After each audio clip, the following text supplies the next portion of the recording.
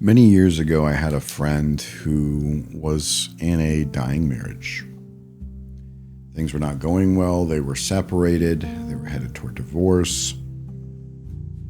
This friend was standing for his marriage, but one thing he kept saying over and over and over about his spouse was that she was just a sick person. And when he said it, he sounded compassionate, almost like he felt sorry for her. And when he said she was a sick person, he was referring to the fact that she had depression. She had anxiety. She had like a form of celiac. She had many other things. And so she really struggled in life at the time with just kind of getting her act together. She was a good person, but he kept saying she's a sick person.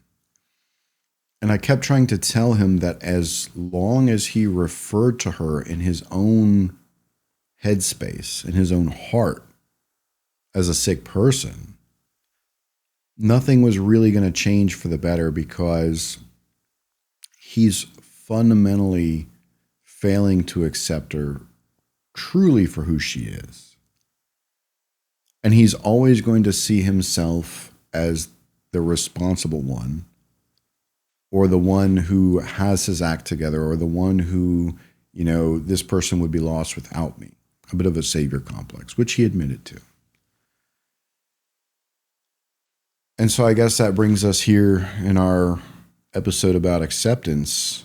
How do we go about fundamentally making sure that we don't view our spouses in a light that inadvertently causes us to not accept them? How do we change our perception of our spouse in a way that causes us to have that positive acceptance of them, not a fake acceptance? Yeah. I think it's the opposite side of the coin of contempt. So one of the things we talk about a lot at Marriage Helper is that if I believe that I am better than you, if I'm superior to you, that's contempt. And I will then treat you in that way. Like, oh, Rob's just stupid. He can't make decisions for himself. Rob's just sick. He can't think clearly for himself, or whatever it might be. That's just the opposite way. Like what will happen if I think that way of you is I therefore think I am more high. I think of myself more highly than you. So I am always right. You're the one who's broken and wrong. And that is the opposite of acceptance. Whereas acceptance is I can love and meet you and accept you where you are, no matter what you have done or what the situation is. And I don't view myself as better than you. It's kind of a way of like coming down to be on your level, although we shouldn't even have to come down. We should just like start and stay at the same level as each other. So contempt ends relationships, especially marriages, because ultimately, and the research shows it, you don't want to be around someone who's constantly treating you like you're less than, and your health begins to fail. People whose spouse treat them with contempt are so much more likely to have immune system disorders, get sick all the time, all of those things.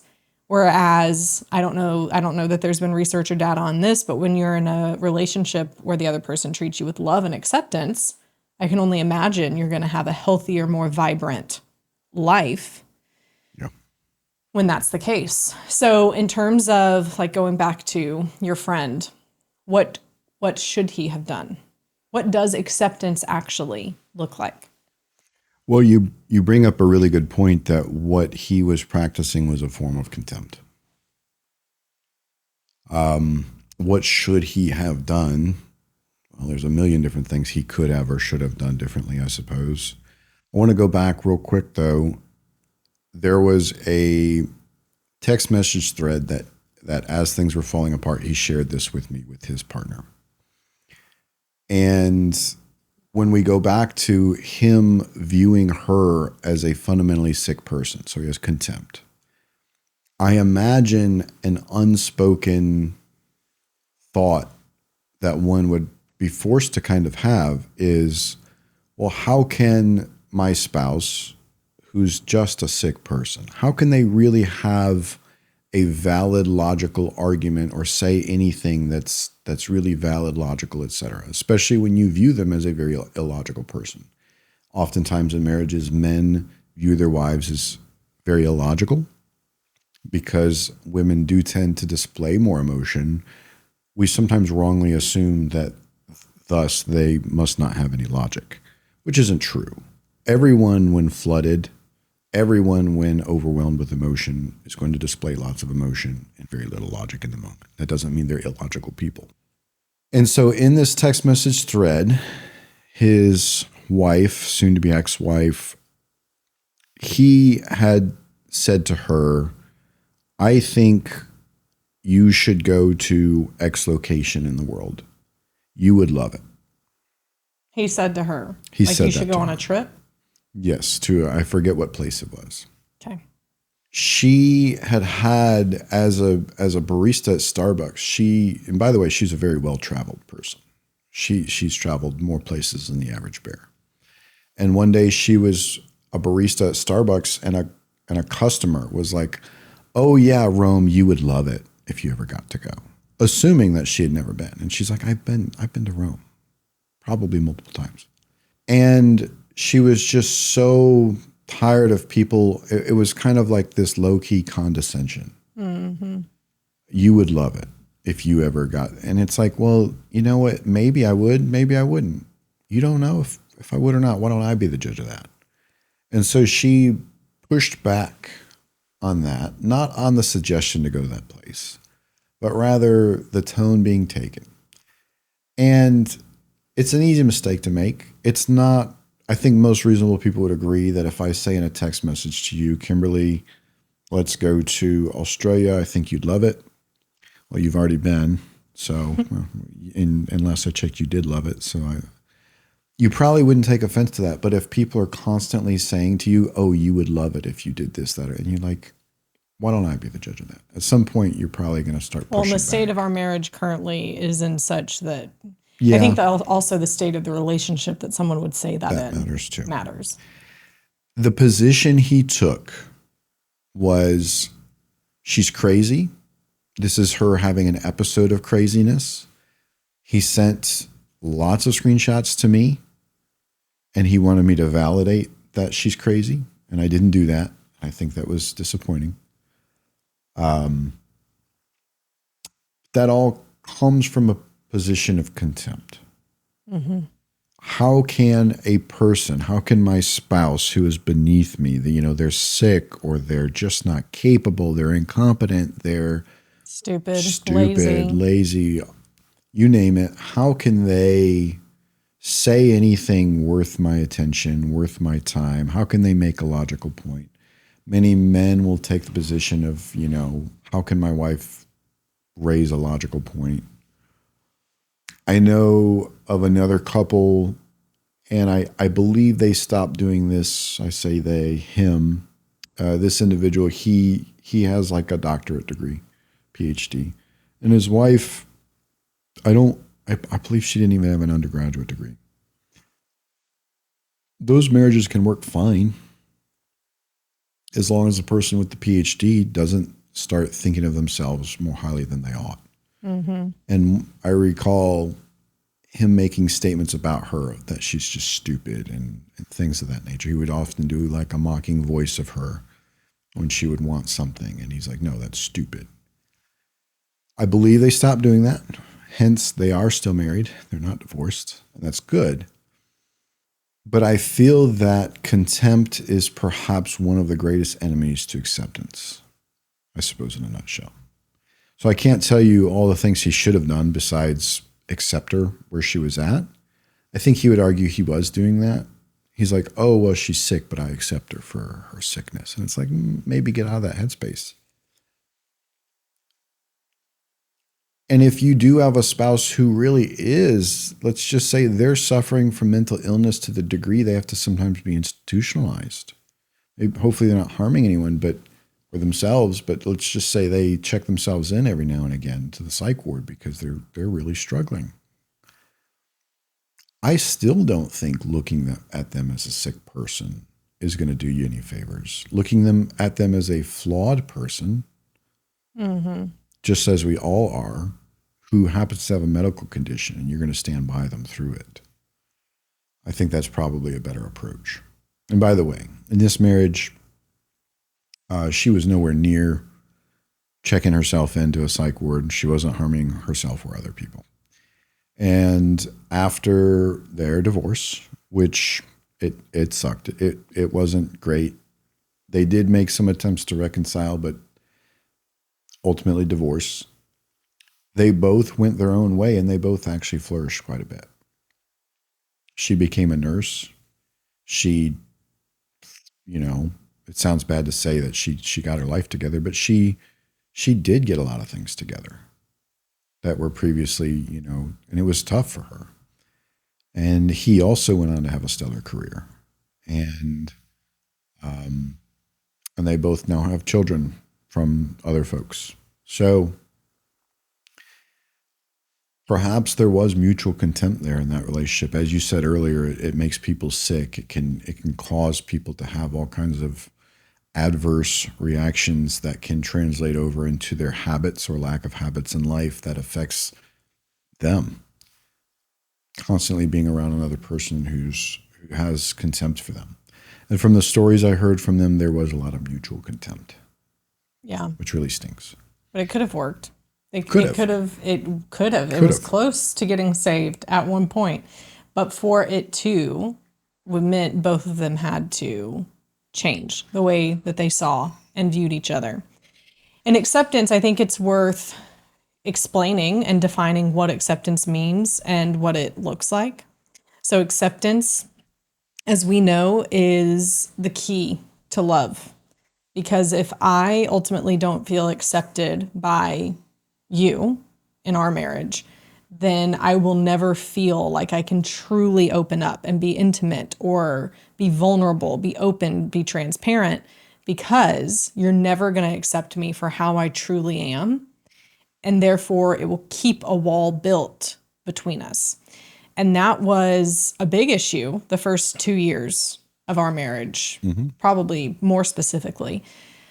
And I mean, I can remember when on both of our sides, like lack of acceptance in different ways for each of us. So I remember when we first got married and I wanted to be super controlling of what you ate. Do you remember that?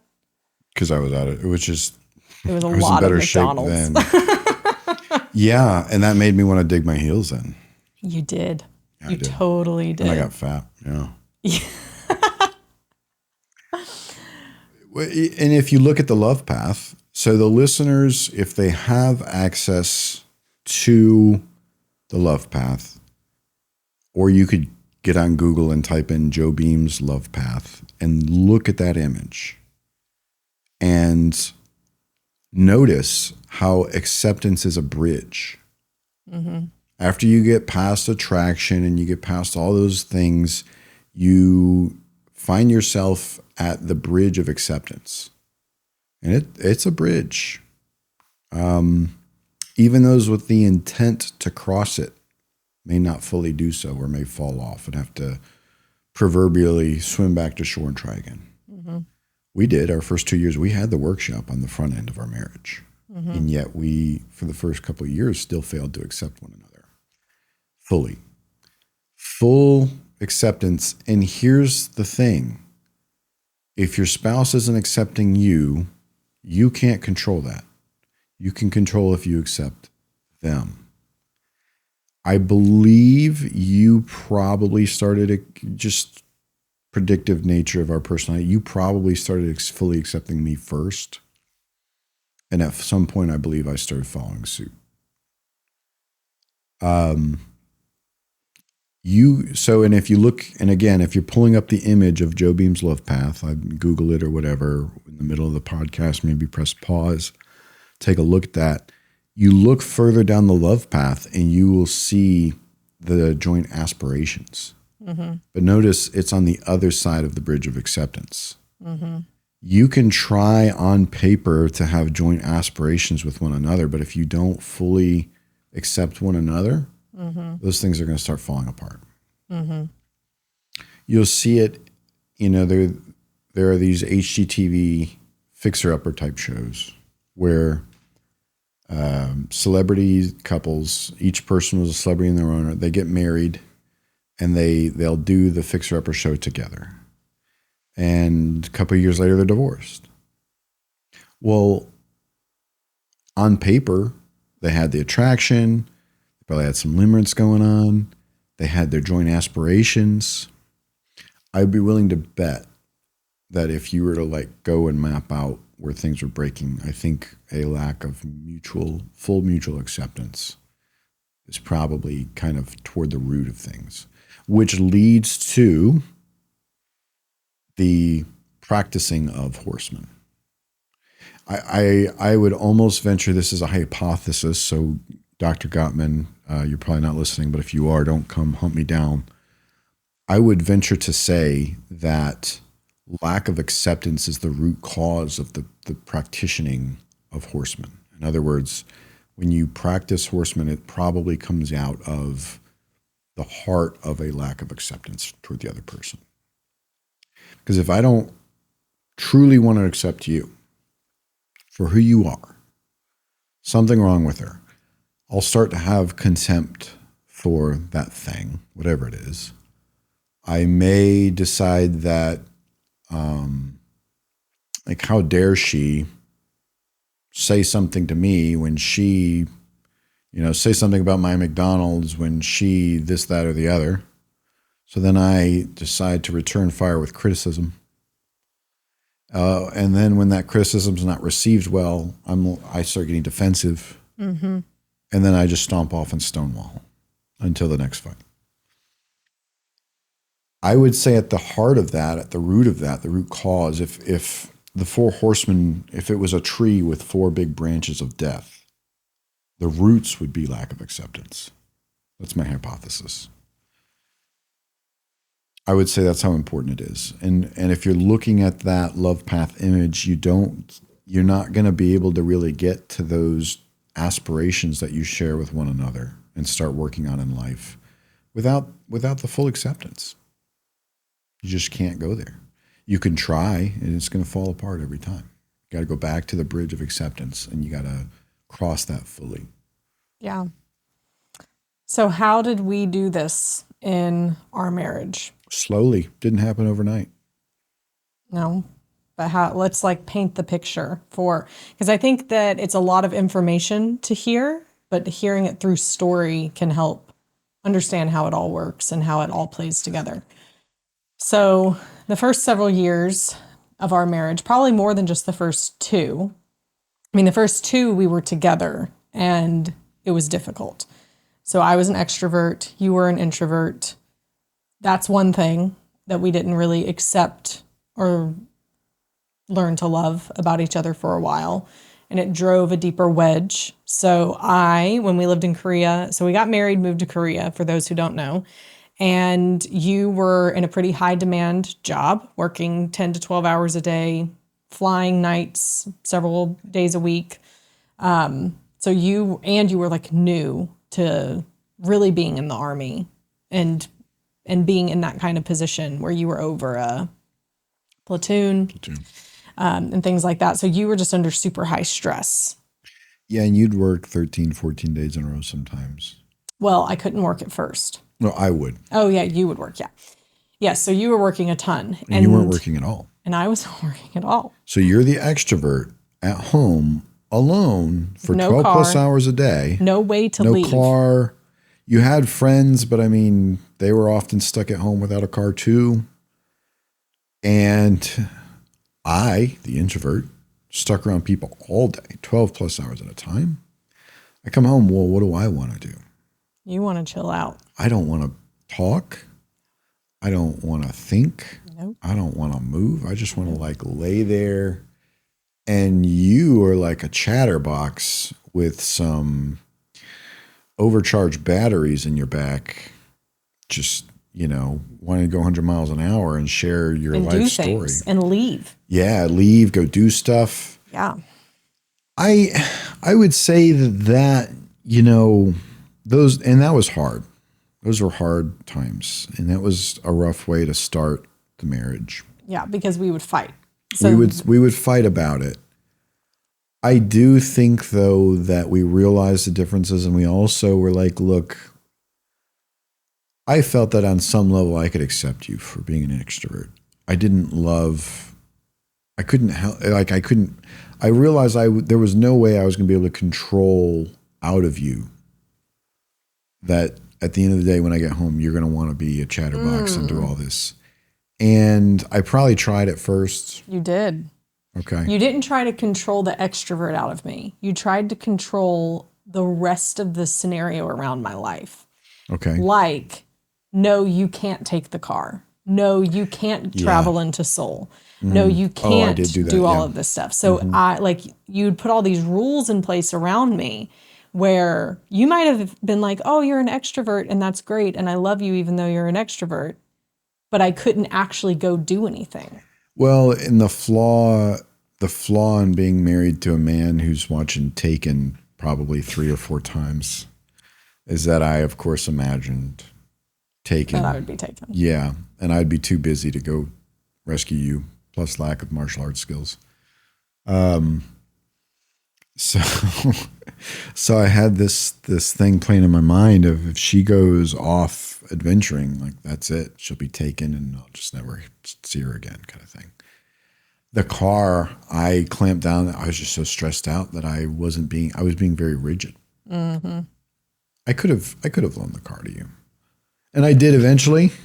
14 years later, you tell me. Thankfully, we got you another one at some point, but then you went back to the United States just a few months later. It stunk that as soon as we did get you a decent solution, and because we were kind of sick of each other, and you were like, you know what, I'm just going to go do grad school in the States. Right. And it was an excuse that we both used to we didn't want to separate on paper because that looks bad. But we also were just like, oh, tired. Marriage is hard. Marriage was hard. Yeah, and it wasn't until late in the Army game, and I think I made a lot more strides after the Army toward full acceptance. Mm-hmm. And by the way, I say, you need to do full acceptance. Just to be clear, I don't believe that's an overnight process. I don't believe that's a snap decision that you make right now. I choose to fully accept my spouse and then boom, magically you've fully accepted them. I think you can make a lot of progress toward fully accepting your spouse by deciding right now that that's what you want to do. Mm-hmm. But it will take time, and you have to check yourself, and you have to monitor yourself, hold yourself accountable on some level. Yeah. So, yeah, acceptance is not an instant thing. You can make an instant decision that is what you would like to do, but don't be fooled into thinking that suddenly means that you've done it. It took me years, and maybe there's still more for me to fully accept about you that I will discover as we go. Trusting, and I think it helps that I trust you to fully accept me as I venture to fully accept you. Mm-hmm. And if there are things about you that I don't fully accept yet, I look forward to discovering what those are and then changing my attitude toward whatever it is. So a big shift that happened for us was, so you had been really controlling when we lived in Korea. And so what I ended up naturally doing was making this list, mental list of if Rob would just change these things, then everything would be better. And it was like, if he would be less controlling, if he would do this, if he would do that, whatever, right? So because of how I felt, it led to this mental list of how I didn't accept you. I didn't accept the things you were doing, but in how it felt controlled and some of those other things. But it also led to me just fundamentally feeling like and treating you like I didn't accept you. So it ended up being this cycle, like a cyclical nature. And it wasn't until I began to change. This was when we were in Fort Rucker the second time. Now Fort Novacell. Which was the worst. When we were in Fort Rucker the second time, it was that's when things really got to their climax probably in our marriage in the negative way, when it was all just really really bad. And that was around the time where I ended up realizing that. And when we moved to Fort Hood from there, it was like that time, which was Fort all. Cavazos. I don't Changed all the names of them. I don't know these new names. It's fine. And so it was during that like 4-month period ish that I began to realize I have to focus on me. I can't control Rob because it's not going to work. So what can I do to begin to change myself? And I began to work on my pies more, accept you. And that's where what you were talking about earlier, like you felt like I had probably accepted you first. Well, it came out of me accepting myself first, working on myself, and realizing maybe I shouldn't just always walk on eggshells around you. Maybe I should just take like, hey, you know what? This is something I want to go do, or something, or hey, you shouldn't speak to me that way, or whatever it is. I began to stand up for myself a bit more, which those who know me probably could never imagine me not standing up for myself very much. But I began to change, but in a loving way, and it began to change our marriage. Now, there were some other things, I believe, that were really important in that process. We started going to a great church together. You were in a job that was not as stressful as it had been when we were in Alabama. So all of those things led to an alleviation of the outside stressors in the marriage, but also because of that, it led to an alleviation of the inside stressors in the marriage. And I really feel like Fort Hood was kind of our turning point. For the better. For the better. You can speak to this way better than I. Accepting the person, can we touch on accepting the person, not the behaviors? So if you could go into, alcoholism, serial affairs, things of that nature, and how you accept a person without the behaviors. And then after that, could we get into the role of and how important self-acceptance is? I feel that the more I accept myself, the easier it is to accept others. Mm-hmm. And the more I accept myself, I'm not nervous before I speak publicly. I don't really care that much if I make a fool out of myself accidentally. It's not something I strive for, but it's just, if it happens, it happens. And there's a self-acceptance that's there. And it makes it easy to be comfortable in my own skin. It makes it easy to look at other people and be like, that's a flawed human being, just like me. Mm-hmm. It's like in Toy Story 4, the spoon character is like, you're trash, just like me. Yeah. So if we could talk about accepting the person, not the behaviors, and then the role of self-acceptance. Yeah. So it was also at Fort Hood that I had been working on my pies, working on accepting you no matter what, even when things were hard. And then one day you came to me and admitted that you had been struggling with an addiction that you had lied to me about for several years up until that, even when I had point blank asked you. And I think this is a perfect example of it. For some reason, I handled this really well. Like the me a year before, if you had told me that a year before, which you wouldn't have told me that a year before because our marriage wasn't good enough, like you were hiding it for a reason, and I think the state of our marriage was one of those reasons. But if you had told me that a year before, it likely would have been, oh my gosh, what do you mean? How could you? Just a ton of responding with further character attack, criticism, contempt, all of those things. But because you told me when you did, I don't even know if you remember my initial response, but I simply said, I'm so glad you told me. And I fully believe that we can work through this.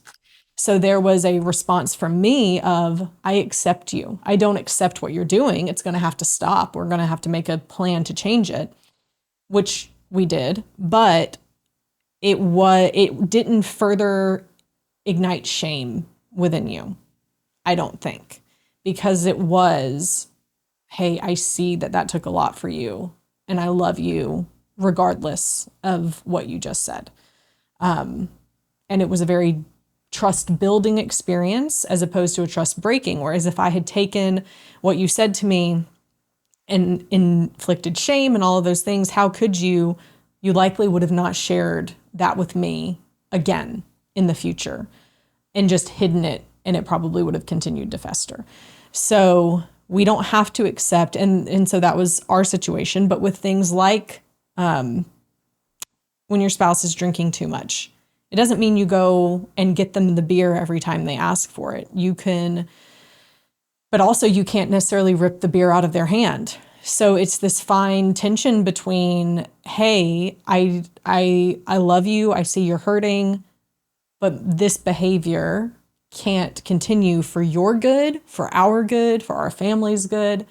So let's talk about that. It doesn't mean you don't have hard conversations, but those hard conversations are much easier to have when the other person knows that there's love and acceptance, and when those conversations aren't encapsulated in shame. And if the listeners are familiar with Dr. Joe's talking about push behaviors, sometimes those conversations can be healthy pushes.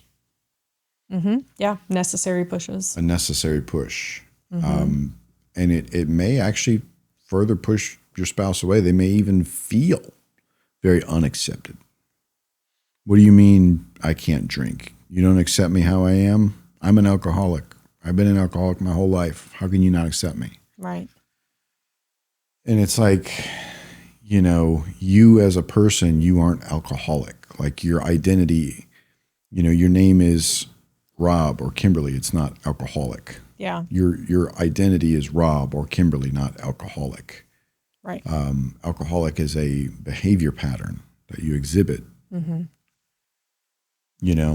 And it's possible for me to accept Rob or Kimberly or whomever without accepting the habit. One example was a man, I think your father gave this example, that his wife basically decided that she wanted to go to sex clubs and have lots of partners, and that he needed to accept that about her. His reaction, I think very appropriately, was nope. You can accept a person without the behavior. And you can draw a line too. Like, this behavior is so destructive. Yeah. That we can't remain married if it continues, having multiple affair partners. So yes, I believe that. And do we need to address in any greater depth the accepting of a person without accepting of the behavior, or? Well, I want to use a different example, because sometimes we think of acceptance with these really big, like addiction, it's not always gambling. a huge thing. But I shared this at the end of the sabbatical episode that I did. And I was talking about the things I learned and changes in my life and things like that. So while I was on my sabbatical, one of the things that you realized during my time off was a resentment that you didn't realize you had toward me. Yeah. About how much I traveled. Yeah. Especially for work. And how you had begun to feel like, I don't want to put words in your mouth, but the way I interpreted it was you began to feel like I was using and abusing your ability to stay home with the kids and just kind of do whatever I wanted to do whenever I wanted to do it. And my family came second to my work and how I was prioritizing things. And so this is a perfect example too. Like, you loved and accepted me, but it was something I was doing that wasn't edifying to the family. It was a hard conversation that we had to go through. It was difficult for me to hear because I took it very much on my shoulders. Like, when you said that to me, it was like my whole world shattered for a week. And I was like, oh my gosh, what have I done? And how do I rectify this? And so that's another example of, like, I couldn't just keep doing that because I was traveling a lot without the family or without you. And so it allowed us to have a conversation of okay, well, what, and it goes back to what you were saying earlier about end goal of aspirations. Like we would have never been able to, that was something you and I needed to work through in order for us to be able to have some deeper conversations about like our core needs, what the future looked like, what we wanted the future for our family to look like, which then led to changes that had to happen. But ultimately also like, okay, so if I'm going to travel, we take the family, or you go with me, or like, so we just made some changes. But I also could have listened to you say that and just said, I would have not done this. But as an example, well, I have to. Like I have to because it's what helps bring money into the family. So you just need to be okay with that. And that's how people get defensive in these situations, which leads to, and you could tell, like if you had been that vulnerable coming to me saying all of that, and then I would just been like, nope, you're wrong. I'm going to keep doing what I'm doing. Then that continues that divide, and you can't be as vulnerable, and trust won't build as easily, and it affects everything down the road. I'd forgotten about that. It was a pretty monumental part of No, my. you handled it with humility and grace, and we've worked on a lot of compromises. So now when you're like, no, really, I have to go to this thing, and it's going to be very difficult to take the family, not impossible. I'm a lot more comfortable being like, all right, I'll stay home. I don't love it, but like we'll do it. Is there a way we can shorten the trip possibly so that you only do this, and this? And your willingness to work with me and not be like, screw you. I think that's helped a lot. And sometimes your disposition and attitude, if you simply approach an issue with a willingness to try and compromise, that'll often make the other person feel respected. So then we go into, before I get to self-acceptance, for those who are familiar with what's the technical name of the commitment? Triangulation of love. The triangulation of love. So if you are a listener and you're able to like Google stuff, go into Google, type in the triangulation of love, hit images, and it should be a triangle. It has intimacy at the top, commitment in the lower right, and passion in the lower left. And what I really want to talk about here more than anything is intimacy. So on a 1 to 9 scale, 9 would be the top of the triangle, 1 would be the bottom. When you measure a couple, you don't aggregate their results. Each individual person keeps their results. And it is absolutely possible, if you're following what I'm saying, if you're looking at the picture, or if you're just otherwise not looking at a picture but trying to visualize, think of a line, that intimacy is a straight up and down line. Higher is better, lower is not better. Lower is very low. Is worse. It's bad. It's altogether possible to have one person in a couple, in a marriage, in a relationship, even a friendship or a parental to child relationship, where one person has a very high intimacy score, which means that they feel that they can bare their soul, they can expose themselves, they can be their true self around this other person, to this other person, they can tell them anything. That person's going to have a very high intimacy score because they feel fully accepted. And then the other person is like a 2 or a 3. They cannot, or at least they don't feel that they can bare their soul. This can often relate back to, in many cases, you'll find the man, not always, it's certainly possible that this is flip-flop. The woman would be high in intimacy, the man would be low. I feel that if you were to try and aggregate a lot of these and do some like metadata analysis, you'd probably find the majority of the cases where there's a high discrepancy in intimacy between a man and a woman it's typically probably going to be the man much higher than the woman in most cases. And a lot of times this can relate back to men. We can be very opinionated about like what's good, what's bad, what brands, what sports teams, what cars are good. And to us, it does not compute that somebody else can have a different opinion. And especially early in marriages and relationships, we can then criticize the other person for having a different opinion. Something as simple as a preference for Coke or Pepsi, a preference between this sports team or that sports team. If you live down in Alabama and you have a couple where, one person roots for Auburn, the other roots for Bama, like they might need to just start their fighting words. Yeah, they might need to start their marital therapy, like just from the get-go. And so you're often left, you can also have a situation where early in the marriage, the first year or two, it is the case where the man is not accepting.